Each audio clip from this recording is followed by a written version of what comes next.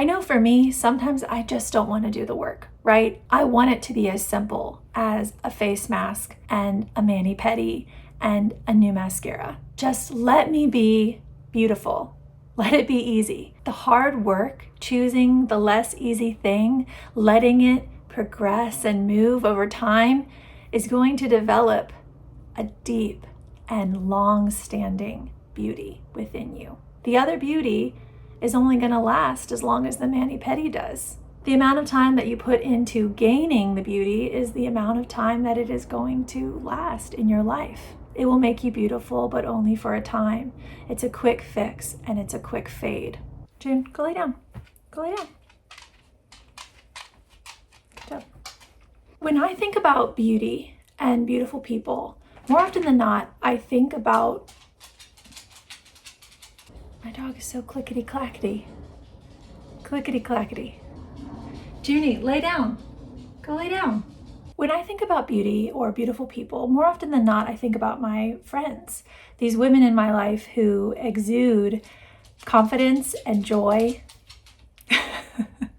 These women in my life who exude confidence and joy, and who, when I walk into their house, my heart just exhales. And I've been seeing a lot of videos on YouTube recently, on the World Wide Web, of tips and tricks, processes for how to glow up. Like it's a formula, you know, here's the list of things you can do to glow up. And most of the time, 99.9% of the time, at least the videos that I've come across, it always focuses on the outward stuff, right?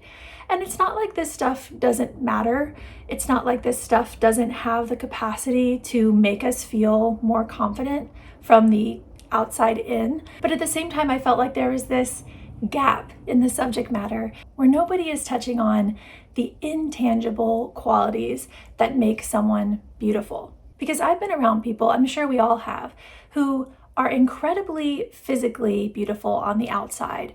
But the more time I spend with them, the more I get to know them, the less good I feel and the less beautiful they appear to be. And the same is true on the flip side of things. So what is that? What is going on there? How is it that I could spend time with someone who, on first impression, I thought was incredibly beautiful, but their beauty diminishes over time, and vice versa, someone who is actually deeply, innately beautiful? What are the qualities that differentiate these two types of people? And how can we personally develop those intangible qualities in order to amplify our own beauty? Because I think anyone who's coming to a How to Glow Up video wants to be more beautiful, right? We want to be considered beautiful. I don't think that that's a bad thing at all. But at the same time, so many of those videos that I've come across are only offering a certain type of beauty, how to seem more beautiful. That's really what those videos are for. Do you want to appear more beautiful? Then follow these steps. What I want to do is talk about how to actually be more beautiful. Not just appear. This isn't just about what things seem to be. This is about how to actually become more beautiful. So if you're interested in the intangible but practical ways to become more beautiful, then keep watching. Number 1, attention. In my opinion, some of the most beautiful people that I've ever come across are the people who are attentive to the other people around them. We see this a lot, right? Someone walks up to get a coffee. They're not really paying attention to the person behind the register. They're on their phone, and you're like, wow, you are not attractive, right? The qualities that they're showing are ugly, no matter what they look like. On the other hand, you have someone who comes up to the counter, they're engaging with the person in front of them, there's eye contact. It doesn't have to be deep. I'm not expecting the interaction to be incredibly deep or lengthy, but it's more just about the quality of the engagement. Picture two friends who are sitting across from each other, and one friend is telling a story about their life, and the other friend is on their phone, they're not paying attention, they're looking off, they're distracted by noises, versus a friend who is deeply engaged with what the other friend is sharing. They're listening, they're involved, there's eye contact, so much of attention, and about what makes attention beautiful is about our body language. Now, I do want to make a small caveat that I understand that eye contact is not easy for everyone. I think with individuals who are neurodivergent, for instance, I have someone in my family who I'm thinking about in specific. I understand that social situations are extra difficult for certain individuals, and the expectation here isn't to do any of this perfectly. It's all about progressing in relation to yourself. So if you struggle to listen intently, if you struggle to get out of your head and have eye contact with someone, then even just a step in that direction is going to be considered progress, right? This is not about perfection. This is not about comparing yourself to others. This is not about doing it exactly right. This is just things that I've noticed that when I'm around people, when I spend time with certain individuals, these are the qualities that make them beautiful. Attention is key. Giving your attention fully to whatever it is in front of you, especially if that is a person. Let the person who is in front of you be important. Let them pull you away from your phone, from whatever is going on in your mind, from your distraction. Put your energy there. And I can guarantee that you will become more beautiful in that process and in that practice. It's not something that happens all at once, especially if it's something that makes you feel uncomfortable initially. It's going to take some time. But the more that you do it, the more that you give yourself to the moment and to the person who is in front of you, the more that you will become more beautiful. Someone that people want to be around, someone that people consider attractive and beautiful and warm and life-giving. So much of that comes down to body language, active listening, and attention. Again, if you struggle with eye contact or with reading social cues, just know this is not about being the best conversationalist in the world. This is just about paying attention more and treating the people who are in front of you as important and worthy of that attention. Attentiveness is beautiful. The next thing is confidence. When I was growing up, my parents used to tell me, tall is beautiful, but it's less beautiful if you slump. Now, for a little bit of context, I'm 5'11", so I am very tall for a woman. And you can imagine that in every sort of PE dance class, I was looking at my waltz partner like this. I mean, I was taller than the majority of the guys and obviously all of the girls. When we're taking group pictures, okay, all the guys in the back and Rachel.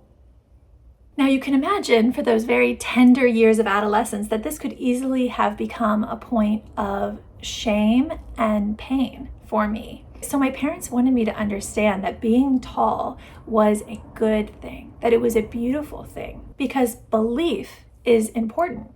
What we believe about ourselves, what we believe about the world, what we believe about others, and what they think of us, arguably is some of the most important foundational things about our identity. So what I believe about being tall is probably more important than what is actually true or not true about being tall. So my parents would say, tall is beautiful, but it's less beautiful if you slump. And the second part of that was speaking to my belief, to my sense of confidence. Not only is it important for me to understand that tall is beautiful, it's important for me to act, to deeply, inherently, down here, you can't see, down here, deep within myself, to believe that tall was beautiful. Because if I didn't believe that, if I started to think that tall was ugly, I would start to slump. And guess what? Our beliefs, more often than not, are self-fulfilling. My belief that tall was ugly, the desire to hunch and hide myself and make myself smaller, would actually have the self-fulfilling result of causing my tallness to be less becoming, to be less beautiful to the eyes of those around me. It's not just the tallness, it's what I believe about the tallness. It's not just these qualities that you have, it's what you believe about the qualities that you have. To be confident about the qualities that you have is what creates beauty, or it's a big part of it. You can see it play out in movies all the time, teen romances and stuff like that. 10 Things I Hate About You. Kat, she's anti a lot of things, right? She is not normal, not classically beautiful or popular the way her sister is, but she is confident about her qualities, and that is transformative. That makes her attractive. And obviously Julia Stiles is a beautiful woman. You get the idea though, for the sake of example. The confidence that she has is transformative. It transforms the way that people perceive her. And I understand, I totally get that saying be more confident is way easier said than done. But I would think I would be remiss. I think that I would be out of line to not include this as a component of glowing up, of becoming more beautiful. Confidence, which is derived from what you believe about who you are, what you believe about the qualities that you have, whether that's how you look, whether that's your personality, is deeply important to how you are perceived and how beautiful you seem to other people. Let's take a quality that some people might feel shame about, like having a big personality, being really kind of loud and in your face. And then let's think about two different ways of perceiving that, two different beliefs you might develop about that. Either you come from a place of self-worth. Wow, I deserve to take up space. No, I'm not everyone's cup of tea. That's okay. I don't need to be everyone's cup of tea. That kind of mentality versus someone who constantly feels shame about that, constantly feels like the way that they are is hateful, deserving of wrath and disdain. The things that they might do as a result of believing that about themselves, the ways that they might contort that bigness and that loudness, maybe they would become bigger and start to manipulate. Maybe they would squish themselves down super small and become numb.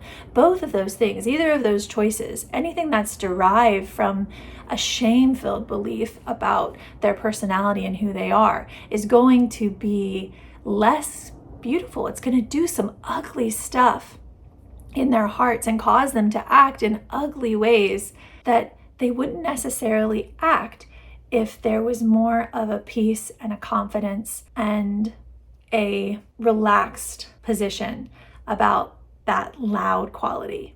I do this, I put my hands out like this because I think of it like holding themselves with an open hand. Yeah, I'm kind of loud. It's not for everyone, and that's okay. This open-handedness is the confidence that I'm talking about. This is who I am.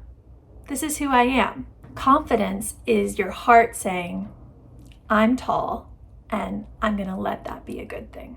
Confidence is beautiful. So those were two of the big things that kind of stood out to me as the intangible qualities, things that we can start to practice in order to glow up and become more beautiful. Being more attentive and honestly dealing deeply with our issues in order to become more confident and hold who we are with an open hand. I think that those two things will have the most transformative effect on your beauty. Now I'm going to get into a couple more things. I might go slightly less in depth, but I still think that each of these things has the capacity to increase your beauty over time. One of those things is curiosity. You can think of curiosity in several different ways, I think, but in this instance, I'm thinking of curiosity on a spectrum with judgment. As a person in the world, we can approach situations from a place of curiosity or from a place of judgment. Judgment is us coming into a situation with a decision already made. There is a closeness to ourselves when we are in a place of judgment. The other end of the spectrum is curiosity, coming into a situation, approaching something with openness. On this side of things, we have all the answers, and it's important that things stay that way, or at least we feel like things stay that way. And on this side of things, we don't have all the answers. We're okay with that, and we're approaching things with openness, judgment, and curiosity. So if you want to become more beautiful, not just on the outside, but deeply from the inside, then move on the spectrum as much as you can, even if it's slow. Move on the spectrum as much as you can from a place of judgment to a place of curiosity. When your friend has done something that really annoys you or hurts you, bums you out, go into that conversation with that friend from a place of curiosity. Hey, when you did that the other day, that really hurt me. I'm really wondering what's going on with you. I know that you don't typically act this way. Can you help me understand what was happening in that situation?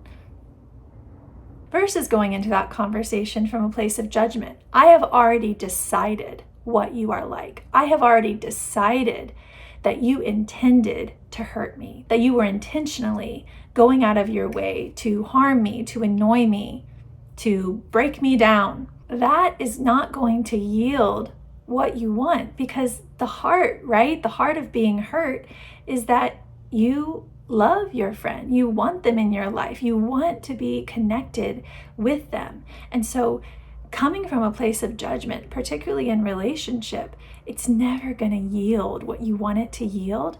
And the people in my life who approach me with curiosity, especially in the context of difficult conversations, I feel like that is where it is particularly profound. People who approach me with curiosity, a sense of, I haven't decided yet what I think about this. Can you tell me what's going on? People who approach me with that openness and that curiosity are incredibly beautiful. They are my most beautiful and treasured friends. Beauty and finding someone beautiful is so much about how they make you feel, how they treat you. Beauty, actually being someone who is beautiful, is a state of the heart. I know that you might not want to hear this. I know for me, sometimes I just don't want to do the work, right? I want it to be as simple as a face mask and a mani-pedi and a new mascara. Just let me be beautiful. Let it be easy. The hard work, choosing the less easy thing, letting it progress and move over time, is going to develop a deep and long-standing beauty within you. The other beauty is only going to last as long as the mani-pedi does. It doesn't have longevity. The amount of time that you put into gaining the beauty is the amount of time that it is going to last in your life. It will make you beautiful, but only for a time. It's a quick fix and it's a quick fade.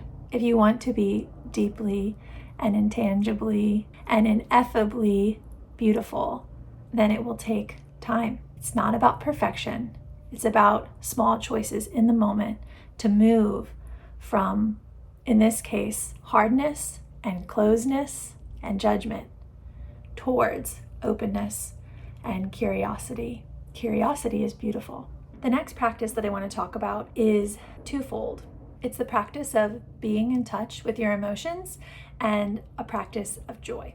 So one of the things that came up when I was thinking about this idea, these intangible qualities that make someone beautiful, is joyfulness. The people that I know who are the most deeply and inherently beautiful are the ones who are deeply and inherently joyful. They carry a lightness inside of them. They have a sense of humor about themselves. They don't take things too seriously. And I wanted to distinguish though, and I wanted to pair this with the other side of the coin. Is it the other side of the coin? I just wanted to pair it with the practice of being in touch with your emotions, because I think some people might hear when I say being joyful is beautiful, that I'm telling you to be happy all the time. I am not telling you to do that. Being happy all the time is not necessarily beautiful, especially when it is not true to what is actually going on inside of yourself. There is something so beautiful about people who are in touch with their emotions and aware of what is going on, and who do not shy away from the discomfort of that. People who are okay with feeling sad, people who are okay with feeling angry, people who are okay with feeling jealous or ashamed.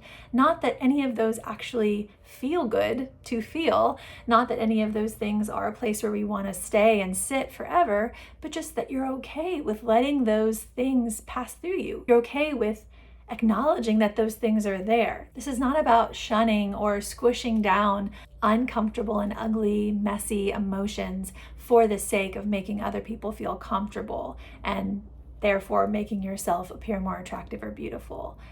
Feel the things that you feel, acknowledge those things, move through them, move towards health. That is beautiful. And at the same time, pursue joy in your life.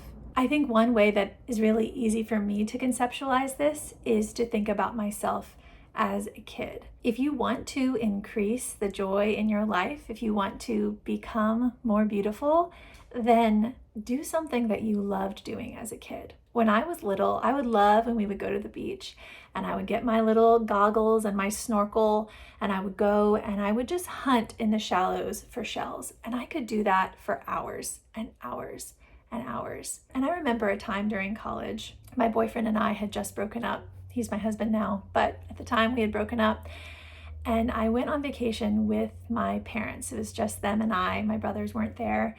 And I was a full-on adult, full-on adult, totally in the phase of like, let me swim and then sit on the beach and look at a magazine. I don't know, I'm too cool for school. But something about that day, I just decided I was going to act like a kid. And I went and I got the goggles and I got the snorkel and I started searching for shells.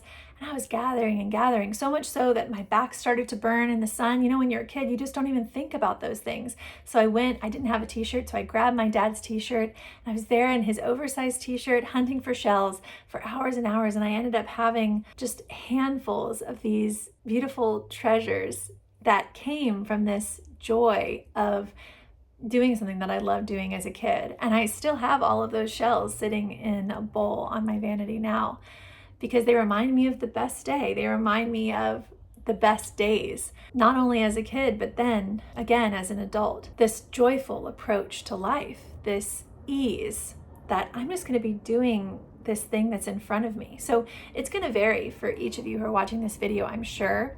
Maybe for you it's not shell hunting, maybe for you it's coloring, maybe for you it's going for a walk, climbing a tree. Pick something out that you have a vivid memory with, something you used to do as a kid that would bring you deep, deep joy, and work that into your life regularly. As much as possible, get yourself into that place, because kids get it. They know how to tap into that deep joy, and they do it constantly throughout their day. And I just think that there's something to that. Think about kids running in the door and they smell like grass and they're all sweaty and their cheeks are flushed, and the joy that is just so innately there as a result of them being so present in the world, doing that thing that they love to do. I just think it's untapped. As adults, it's a bit untapped. And for me, I remember being there at the end of that day on the beach with my parents. We went back to the hotel. I remember taking a shower. I was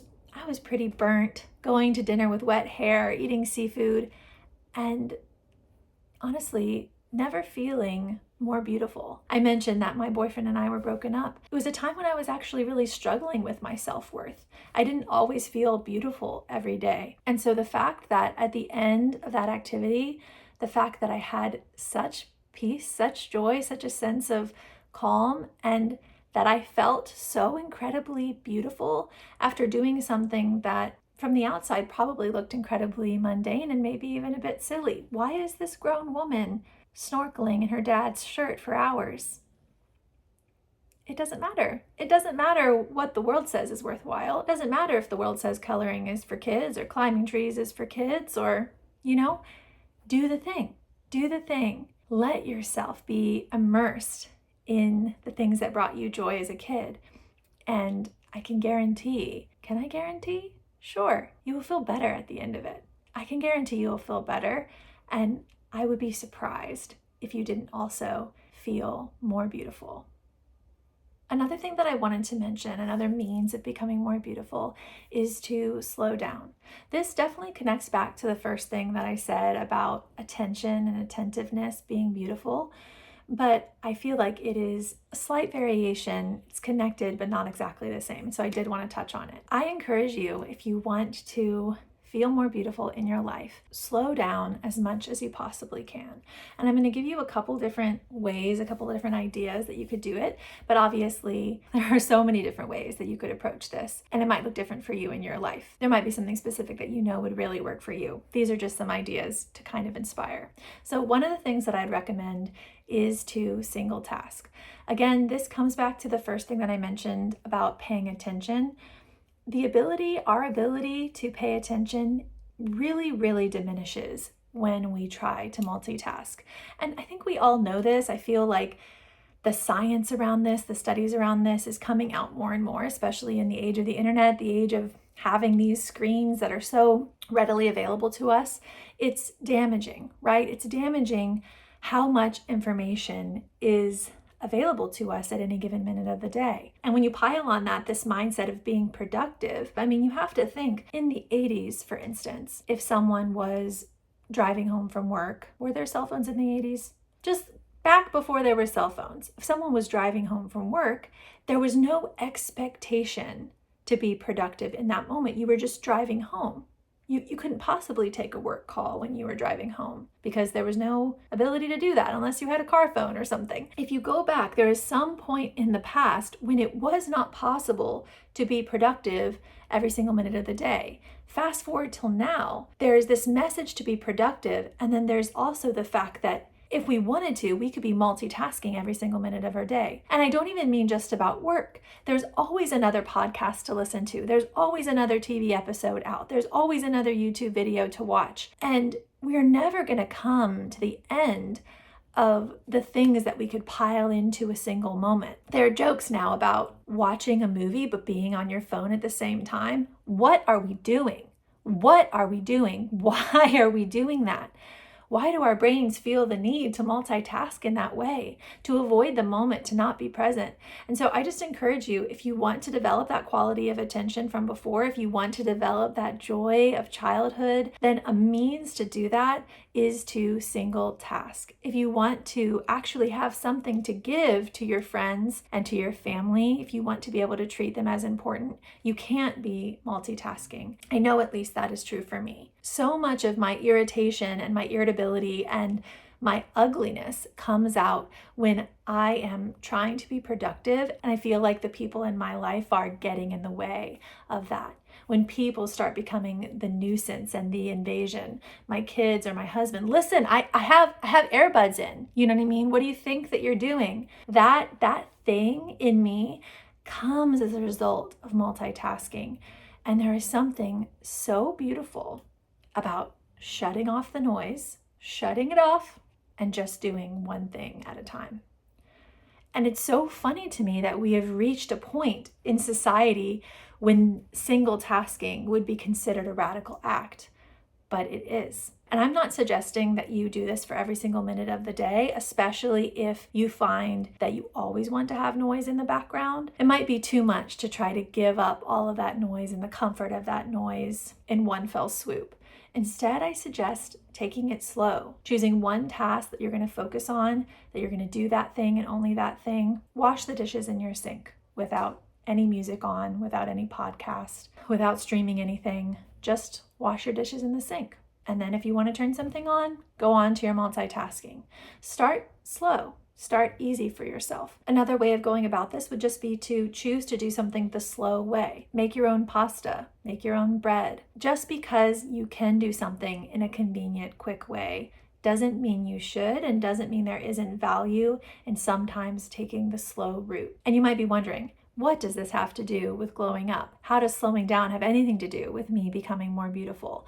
Well, I think it has its tendrils in everything that I've been talking about. You can't pay attention without going slow. It takes a certain intentionality and a certain slowness to approach a conversation with curiosity, to approach life with curiosity and openness. All of those things are going to require that you have this muscle of slowness within yourself. And so just developing that here and there throughout your day, choosing to shut off the noise, to connect in these small ways, is going to develop the other qualities that we've been talking about that are going to make you become more beautiful. And it is going to have this incredible side effect of also causing you to be able to see the beauty that is around you and to see and identify the beauty that is in yourself. If you are so caught up out here in the world of the internet, in the world of social media, going, noise, how do you expect to be able to start to identify the ways that you are beautiful? It's like flying past a countryside on a train. There's all sorts of beauty in the meadow, hundreds and hundreds of flowers, but you're never going to be able to see them and pick up on each individual one without stopping. doing a little bit of meandering. That is true for yourself. That is true for your life. You have to take the time, as cheesy as it might sound, amble a bit in the meadow of your beauty, the meadow of your personality, the meadow of who you are, in order to be able to pick out the flowers. You can't just fly past on a train and expect to see what's really there. And yes, when you're in the meadow, you might find some dirt. There might be some tangles of weeds. Maybe if a cow went through, there's a little bit of manure. But you know what? The fear of the messy bits, the dirty bits, the crappy bits, the fear that keeps us going and going, going. I don't want to know what's in that field. I'm going to take the train. I'm going to put in the earbuds and drown out the world because I don't want to know. You can't numb yourself from pain without numbing yourself from everything else. If you want to know what makes you special, if you want to know what makes you beautiful, if you want to actually be able to pick out the wildflowers of who you are, then you have to be okay with coming across a little bit of mess. Because when you go on the train, when you fly past the countryside, when you're not present in your own life, you're not just shedding yourself off from the dirt and the crap and the weeds, you're shedding yourself off from the beauty that's present within you, the beauty that's present within your life. It's all or nothing. And I can tell you, as someone who has spent a lot of their life numbing, a lot of their life trying to kind of hide from the messy stuff, it is so worth having both. It's so worth it. It's better to have the good and the bad together than to not have any of it at all. Slowness is beautiful. Okay, that one went pretty deep. Next thing, do something kind for yourself. Now, this is an incredibly nuanced one. It is going to look different for everyone. And I say that because the kindness that each of us needs, doing the kind thing for ourselves, it just won't always look the same. Sometimes the kind thing is forcing yourself to get up off your butt and go work out, because you know that you're going to feel so good after, the endorphins are going to flow. You know that that care that you're putting into your body is just the kindest and most compassionate thing that you could offer yourself that day. And sometimes the kind thing is to not go and work out. Sometimes it is to let yourself off the hook. That it doesn't say anything about your identity if you're not working out today. Your body is so good at taking care of you and it needs rest. It's okay, let's lay on the couch right now. Let's take this 30 minutes. Instead of working out, I'm gonna go take a nap. We have to be in the kind of honest relationships with ourselves where we can navigate these expressions of compassion and kindness, because today it might look one way and tomorrow it might look just the opposite. So you have to kind of be okay with the nuance. Just because something is true today, just because kindness looks this way right now, doesn't mean it's going to look that way tomorrow. So you have to kind of stay in touch, stay connected with what you're needing, and be honest with what's going on in your internal world. But no matter how you express it, no matter what kind of kindness you end up showing yourself, those individuals that overflow with compassion to themselves and then to the people around them are beautiful.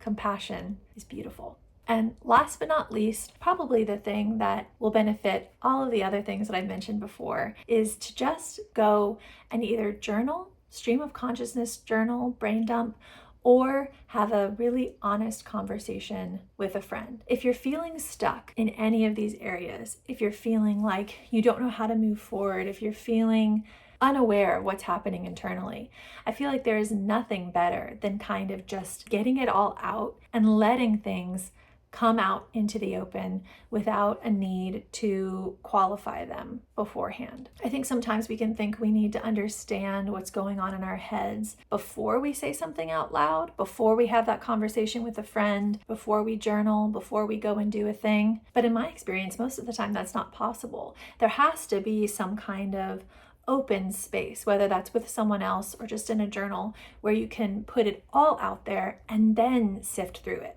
Get the big clod of sand out of your head, onto the sifter, out in the open, and then do the sifting, and you'll see what's there. It's not until you start doing that, until you start having these practices in your life, that you're going to have a sense of what's actually going on inside of yourself and the kind of compassion that you need specifically, or the ways that you are particularly holding on and judgmental, or the areas or the people in your life who you really struggle to show attention to, even though you really want to. All of that kind of clarity comes from knowing yourself and being honest with yourself about what's going on inside. So have a practice where you stream of consciousness journal, where you pray, where you get in touch with what's happening internally. Bring a trusted friend into it. Say, hey, I really need to just talk for a second. Will you be my soundboard? And then do it. Get it out of yourself however you can. Talk to God, talk to a friend, journal. Just be in the practice of knowing yourself so that you can move through all of these other things that I've talked about with clarity and intention. Knowing yourself is beautiful. So that is everything that I have written down. Those are all the intangible but practical ways that we can all not just seem more beautiful, but actually become more beautiful. If you have a person in your life that you find incredibly beautiful and there's a certain quality that they exhibit, either that makes you feel really warm and good, or something that you've just noticed about who they are and how they carry themselves, I would really love if you would put that in the comments so that we can gather wisdom from all sorts of perspectives. Okay, if no one's told you today, you're incredibly worthwhile and you're incredibly wonderful. That's it. TTYL.